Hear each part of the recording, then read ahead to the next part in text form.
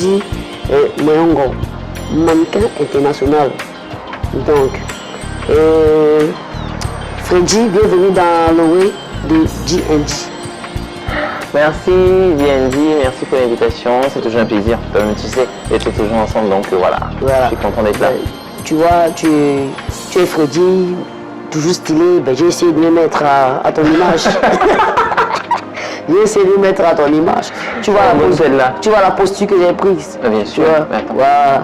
Et, ben, Freddy, mannequin a plusieurs casquettes. Tu es mannequin, tu es styliste, tu es événementiel. Et si je me trompe, tu me rectifies vite fait. Non, vas-y, voilà. Je vais te laisser finir. Voilà, mannequin, styliste, modéliste et événementiel. Donc, Freddy, c'est après ton baccalauréat en 2010 que tu décides de te lancer dans le mannequinat. Et Freddy, il est assis, disons, sa taille assise, c'est pratiquement ma taille en fait. Donc, Freddy debout, c'est 1m98. Waouh! C'est un immeuble. Oui, effectivement, c'est 1m98 sur pied pour 80 kg. Donc voilà, là ce sont mes mensurations en termes de taille et de poids. Ouais.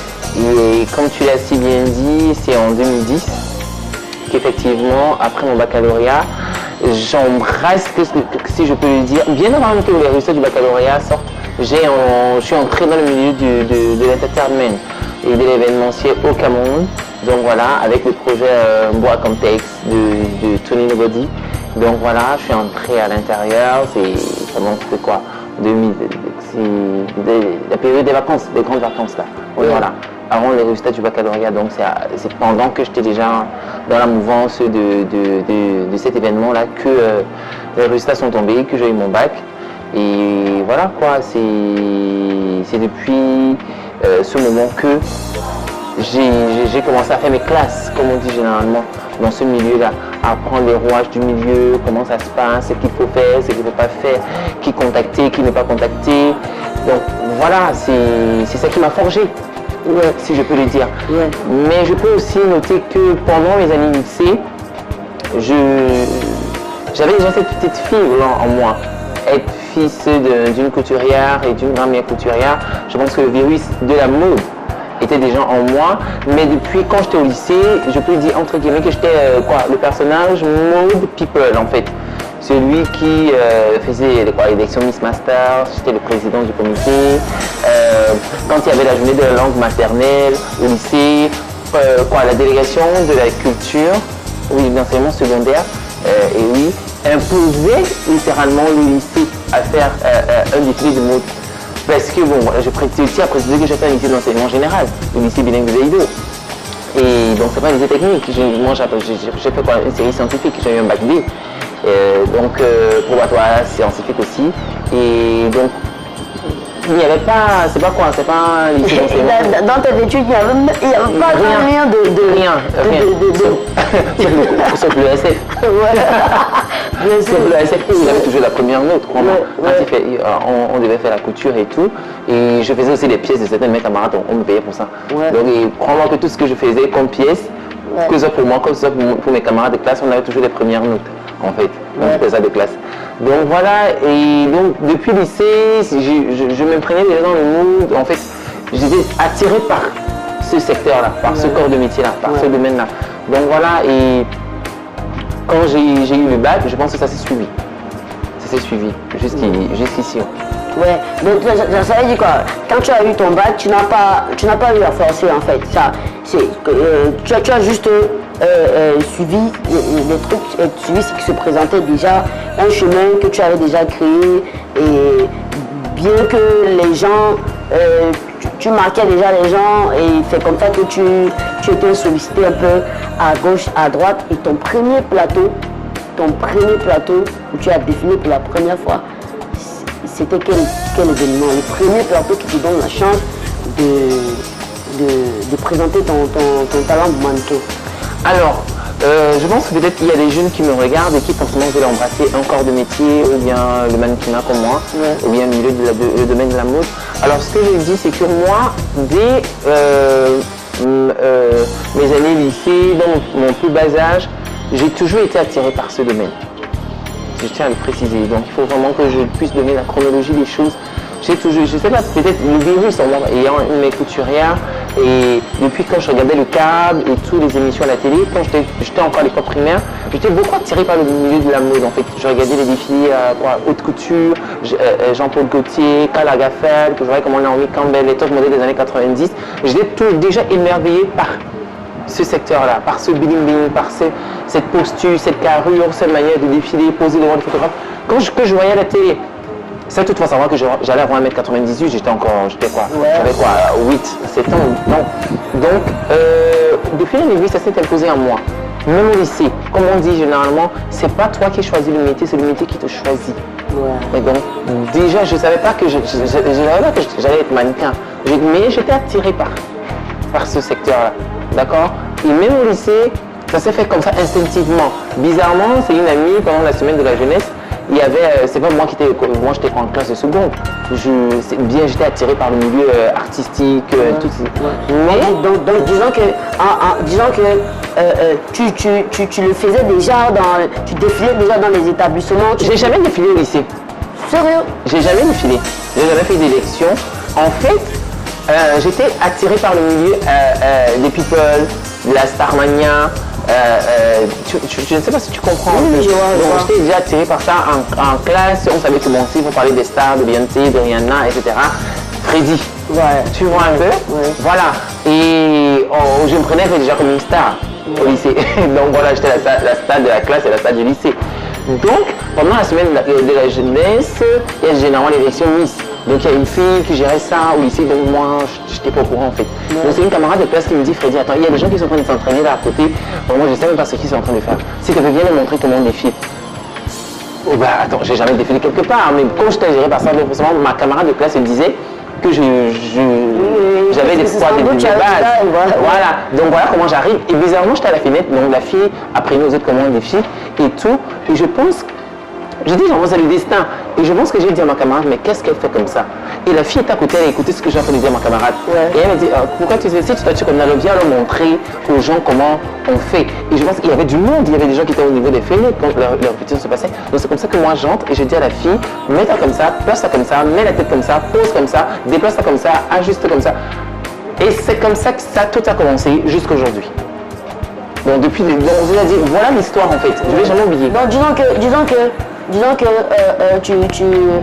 tu es en quelque sorte un génie parce que tu n'es jamais allé dans une école. Jamais. Tu n'as jamais fait ça, tu n'as jamais appris ça quelque part. Jamais. Et du coup... Du pif au pif comme ça, le premier casting en 2010, c'était pour le compte de Annual Show Fashion Week. Donc voilà, j'avais jamais fait un casting, j'avais jamais défilé, j'avais jamais presté devant les gens. Donc je suis allé instinctivement parce que quand on me voyait, on me demandait tu es mannequin, tu dois faire du mannequinat parce que tu as la silhouette, la taille, tu sais marcher et tout. Donc voilà, je me suis lancé au casting et je suis arrivé ce jour, il y avait quoi? Il y avait près de 1000 candidats. Waouh, j'ai jamais vu ça. Jusqu'à aujourd'hui, j'ai jamais vu un casting aussi rempli en termes de candidats, même à l'extérieur du pays. Du coup, quand mon nom est arrivé, donc je connaissais déjà quelques camarades, tu vois, un peu du lycée, Claude Thierry, qui au lycée, qui était lui, qui était déjà mannequin. Et donc, j'ai vu ceux que je voyais à la télé, les mannequins camerounais que moi je voyais à la télé, mes aînés, car que moi, je rêvais déjà faire ce métier, donc je les voyais à la télé, je me disais, oh my god, oh my god, oh my god. Barbara Edmonda, que je voyais souvent à la télé et tout, je la vois. En réel, j'ai dit oh my god. Et je veux te dire que c'est ce jour qu'elle et moi on est devenus amis, on est jusqu'à aujourd'hui. Voilà, parce que après le casting, quand on rentrait, on est rentrés ensemble, elle et moi. Donc du coup on est restés en contact jusqu'à aujourd'hui. On est amis, donc voilà, on est devenus comme des frères et des sœurs. Ouais, donc, voilà. Et dis qu'après ça, ta carrière a réellement décollé. Je ne vais pas parler du feignant, je ne vais pas parler FIMA. du FIMA, je ne vais pas parler du FESMA. Voilà. Ouais. Et bien d'autres. Donc aujourd'hui, tu fais carrément le tour du monde. Tu es sollicité en Côte d'Ivoire, au Sénégal, au Ghana, bref, disons l'Afrique de l'Ouest, carrément dans les aéroports au Bénin. Tes photos sont comment on appelle ça, en 14 par 14, disons une grande affiche. Comme on dit, nul n'est prophète chez soi. À l'extérieur, tu es, waouh, tu fais des autographes, Alors DMD, je pense que, comme on dit généralement, nous les prophètes chez soi, mais on est prophète chez soi. Vous savez, on est prophète chez soi. Ce dicton on peut le prendre au mot, mais comment on peut ne pas le prendre au mot en fait. Ouais. Moi je me dis, on est prophète chez soi, mais on est aussi prophète chez soi, si on veut être prophète chez soi. Parce que ça commence à la maison, avant d'aller chez le voisin. Ouais. D'accord. Si ta maman ne te supporte pas, si tes frères ne te supportent pas, si ton pays ne te reconnaît pas, même si tu as la reconnaissance à l'extérieur, il y a toujours un petit manque, un petit vide en fait. Parce que tout le monde te reconnaît à l'extérieur, mais à la maison, personne ne te reconnaît. C'est bien dommage. Voilà. D'accord, moi, ça dit que non, moi je m'en fous, je suis une star à l'extérieur. Mais quand chez toi où tu dors, où c'est-à-dire où ton cordon ombilical est enterré, il n'y a pas cette reconnaissance, il y a toujours un petit manque. Même si tu as une super méga carrière comme Beyoncé à l'international et que chez toi on ne te reconnaît pas, il y a un petit vide. Moi, personnellement, je le pense. Donc voilà pourquoi moi, quand j'ai démarré en 2010, après avoir fait ce casting, on m'a retenu parmi les 6 garçons qu'on voulait. Chose bizarre, moi, j'ai jamais défilé. Et c'est ça qui m'a mis la puce à l'oreille que j'ai forcément quelque chose. Ouais. Donc voilà. Et je me suis dit, je ne ferai que des grands événements au Cameroun, des événements majeurs au Cameroun. D'accord. Donc voilà comment je me suis lancé en 2012. En 2010, justement, cette année, je n'ai pas pu défiler au Annual Show. Ouais. En 2012, j'ai défilé au Annual Show. En 2012, oui. En 2014, je suis revenu. Entre-temps, moi, j'étais allé à l'université. J'ai eu mon BTS en communication et une licence en marketing. Donc, du coup, en 2014, je suis revenu au Annual Show. Et justement, c'était après ma licence. En 2015, je me suis dit, quand j'ai écumé tous les projets majeurs, Patou Manga, Patou Festival, le K-Walk, que je rêvais devant la première vague. Donc j'ai eu la reconnaissance du meilleur mannequin masculin de l'année au Cameroun et tout. J'ai fait le tour. Et après je me suis dit, j'ai tout écumé comme podium majeur au Cameroun. J'ai eu une reconnaissance et je me positionne aujourd'hui comme un mannequin quasi professionnel. Donc voilà, pourquoi est-ce que je ne pousserais pas? Donc voilà, c'est comme ça que j'ai commencé à sortir. Je suis allé la première fois au Gabon, je suis revenu, je suis sorti, je suis allé au Congo à Pointe-Noire pour le carrousel de la mode, où j'ai eu le trophée du mannequin coup de cœur de l'événement. Et de là, j'ai décroché une invitation pour aller au Bénin, pour le FESMA. Donc voilà. Et quand j'arrive au FESMA au Bénin, j'étais le seul mannequin camerounais. Donc je dirais que j'étais le seul mannequin camerounais et j'étais le premier. Donc voilà, aller à cet événement, il faut le dire. De ce côté-là, donc, et il y a un concours pour le festival, il y a un concours, le concours de top modèle FESMA. Et tous les mannequins, donc, du moins toutes les nationalités qui sont là, doivent représenter leur pays. Et j'étais le seul mannequin camerounais, donc du coup, je devais représenter le Cameroun. Donc, je fais naturellement le concours et il s'avère que je remporte le concours dans la catégorie masculine. Pour le Cameroun. Donc voilà, je deviens le top modèle FESMA et ça m'ouvre des portes, naturellement. Pécuniairement, tu vois, je ne vais pas dire que pécuniairement je gagne en argent, mais ça m'ouvre Non, t'inquiète, on va arriver au niveau de l'argent. En opportunité. Il va un peu vite. En opportunité. Alors je vais à Abidjan pour Afrique Fashion. En fait, quand je gagne déjà, c'est des obligations, défiler pour le gala de l'indépendance devant le Premier ministre béninois, devant le gouvernement béninois. Cette année, le président n'était pas là. C'est de poser, défiler pour Woodin, Visco, c'est quoi? c'est une campagne pour le Luandosh, une campagne nationale et internationale pour le Déjà, Luandosh. il faut préciser que le dernier trophée en date, c'est le trophée que tu as eu au Nigeria, Man of the Year. Voilà. Ah ouais, Yeah. pour la Men's Fashion Week au Nigeria. Voilà. Ouais. Donc aujourd'hui, tu te définis comme un mannequin international. Oui, du moment où tu travailles déjà à l'extérieur. Ouais. Donc tu travailles hors de ton pays, Ouais. des frontières de ton pays. Quand tu travailles déjà à l'extérieur, quand tu travailles au Tchad, quand tu travailles au Gabon, quand tu travailles au Congo, quand tu défiles au Bénin, tu défiles au Niger, tu défiles au Nigeria, tu défiles au Ghana. Est-ce que tu t'es dit qu'aujourd'hui, il y a un nouveau territoire que tu aimerais challenger? Parce que, en fait, selon moi, l'Afrique, tu l'as fait en fait. Selon moi, l'Afrique, tu as fait le tour. Oui, je dirais. En Voilà. fait, dans mon process de carrière, ce que je me suis imposé, en fait, le canevas de carrière que je me suis fait, c'est ce que je suis en train de faire, en fait. Parce que j'ai commencé au Cameroun, je me suis positionné au Cameroun, j'ai dit, je fais tous les événements majeurs au Cameroun. Ouais. Chose que j'ai fait. Quand j'ai fini avec le Cameroun, j'ai dit, bon, ok, il faut que j'attaque l'international. J'ai commencé avec l'Afrique centrale petitement et j'ai pris l'Afrique de l'Ouest d'assaut. Donc voilà, j'ai eu des reconnaissances. J'ai fait les podiums majeurs. Je peux dire sur 10 podiums majeurs en Afrique de l'Ouest. J'en ai fait, je dirais quoi, en moyenne 6 ou 7. D'accord? Ouais. Tu vois un peu? Donc j'en ai fait 6 ou 7. J'ai parcouru, d'accord, 6 ou 7. Donc voilà, je pense que satisfaction personnelle. D'accord? Je peux dire en Afrique, je suis sorti de mon pays, où j'ai eu ma petite reconnaissance, où on me prend aujourd'hui comme modèle, et je suis allé à l'international, j'ai brandi le drapeau camerounais, je me suis imposé. J'ai eu des reconnaissances et partout où je suis passé, on m'a tiré la révérence. D'accord? On a salué mon travail, on a salué mon professionnalisme.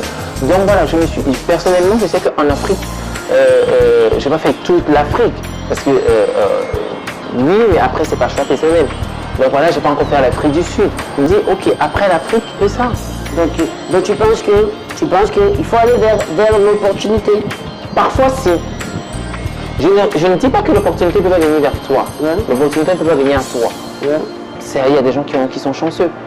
On n'a pas tous le même destin. Si. S'il y a d'autres qui ont le destin que c'est ici qu'on te voit au Cameroun et puis pauvre, t'es parti. Voilà. Mais parfois, il faut être c'est-à-dire il faut créer des opportunités. Excuse-moi, Dieu ne dort. Ouais. Je vais le dire ainsi. Il faut créer des opportunités et surtout pour l'Afrique et surtout dans le domaine artistique en Afrique. Pas qu'au Cameroun, hein, c'est partout. Parce que c'est la même maladie partout où je suis passé. Les gens gagnent, les mannequins se bousculent, les gens. Il y a certains pays où il y a, on peut dire, le gouvernement, la politique gouvernementale accompagne un peu le secteur artistique, le secteur de la mode et tout, où il y a des petites brèches qui permettent aux mannequins, aux acteurs de ce secteur-là, de pouvoir exercer, même si c'est pas rose, mais au moins ils peuvent exercer, vivre de ça. Il y a des mannequins que moi je connais qui sont à Abidjan, au Ghana, qui ne vivent que du mannequinat. Ils ne font rien d'autre. Ils ne sont que mannequins. Oui, mais au Cameroun, je ne peux pas me permettre de n'être que mannequin. Déjà, on n'a pas assez d'événements au Cameroun. On n'a pas de magazine. Les designers n'ont pas la culture qu'il faut faire des campagnes. Il y a tout un tas de choses. Donc, du coup, je ne peux pas me permettre d'être que mannequin au Cameroun. Et du coup, Freddy, on va arriver sur tes différentes casquettes. Du coup, qu'est-ce que tu penses du mannequinat au Cameroun? Est-ce que tu penses que c'est un métier promoteur? Est-ce que tu penses que au Cameroun, on peut se permettre de rêver d'être mannequin? Est-ce que c'est possible? Oui, j'ai rêvé d'être mannequin parce que j'ai vu ce que c'est que ce métier. J'ai vu quand j'étais petit. Je voyais Naomi Campbell défiler dans ces émissions-là et tout. J'ai rêvé d'être mannequin. J'ai dit, j'aimerais bien un beau jour être comme ça. Ouais. Sans toutefois savoir que le destin me prédestinait à ça. D'accord? Ou que la vie me prédestinait à ça. Donc, du coup, on peut rêver parce que quand on voit l'autre, on voit l'accomplissement, on est émerveillé, on se dit, je veux être comme ça. Il y a forcément des jeunes qui me voient, qui m'écrivent tous les jours en aimant, j'aimerais aussi être mannequin. Les gens, il faut qu'ils connaissent la réalité. Toi, ta carrière est carrément différente. On peut dire tu es quelqu'un qui est, on peut dire tu es un béni de la vie en fait. On peut dire ça comme ça. Parce que, voilà. Donc là, qu'est-ce que tu penses du milieu du mannequinat? Il y en a qui se plaignent, ils défilent, ils ne sont pas payés. Et autant, c'est un métier qui n'est pas encore respecté. C'est un métier qu'on prend pour des. On le prend pour des personnes qui. On lance légère, voilà. vite. Voilà. Mais quel est le milieu? Voilà. Quel est le milieu qui n'a pas de vice? Voilà. Dis-moi. Et maintenant, qu'est-ce que tu penses de ça? Ces événementiels qui ne payent pas le mannequin et qui ne prennent pas le métier au sérieux en fait. Bah, c'est pas qu'on prend pas le métier au sérieux en fait, c'est des gens qui ont endossé des casquettes qui ne sont pas les leurs. C'est des gens qui ont embrassé un secteur où ils ne se connaissent pas, ou bien c'est un secteur où ils sont venus faire un business. Ouais. Alors, excuse-moi, c'est un vrai métier. Être promoteur d'événements de mode, c'est un métier. Il faut déjà l'aimer. D'accord? Ouais. C'est comme quand tu fais du journalisme, et quand tu fais de l'animation télé, de l'animation radio, il faut déjà aimer ça. Il faut déjà l'avoir dans les traits. Être mannequin, c'est déjà aimer être mannequin en fait. C'est les sacrifices qui vont aller avec. Parce qu'on en fait, hein. On en fait. Parce que quand tu vois, comme tu dis, défiler, ne pas être payé, ça c'est un sacrifice.